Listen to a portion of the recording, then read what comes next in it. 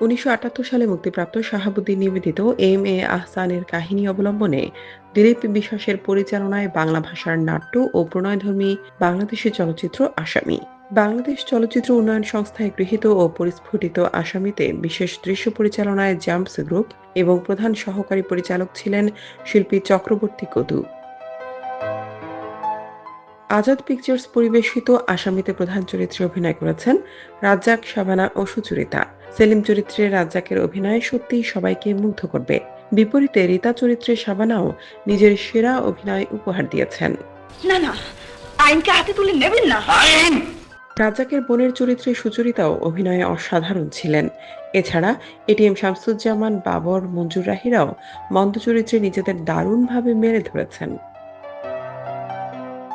Fine art pictures প্রযোজিত আসামিতে খলিল রাজ, Hasmat, Anis Dildar, Sultana, Rowshan Jamil, baby Ruma, baby Munna, Matin, Fazlur Rahman, Faiz Chowdhury, Razia খালা, বুলবুল ইসলাম, bullet, Kamal, Mohsin, জীবন, আজহার, আসলাম, নুরুদ্দিন, নূর ইসলাম, পরেশ, আজাদ, রফিক, ইকরাম সহ আরও অনেকে অভিনয় করেছেন।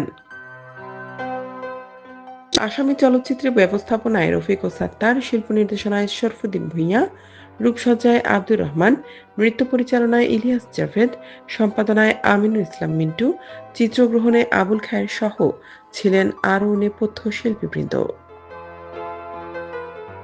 আসামি চলচ্চিত্রে শব্দগ্রহণ ও শব্দ পুনঃসংযোজনে মোস্তফা কামাল, সঙ্গীত গ্রহণে এ মজিদ, যন্ত্রসঙ্গীতে আলাউদ্দিন লিটল অর্কেস্ট্রা।